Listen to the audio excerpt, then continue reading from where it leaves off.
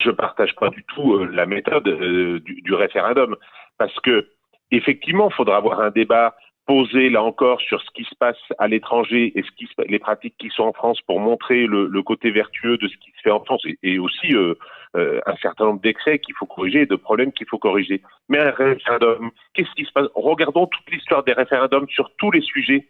En fait, ça revient à répondre à oui ou à non à un problème complexe. Et le traitement médiatique ne va pas ou très peu comparer ce qui se passe en France avec ce qui se passe au Mato Grosso, par exemple.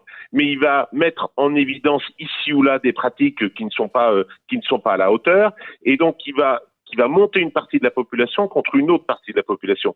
Le référendum, sa façon de procéder, est une méthode qui réduit trop les enjeux. Et on n'aura pas ce débat qu'appelle mon collègue Éric Andrieux. On ne l'aura pas. Ça sera oui, non, est-ce que vous êtes pour, est-ce que vous êtes pour la chasse, est-ce que vous êtes contre l'élevage industriel, sans approfondir les sujets.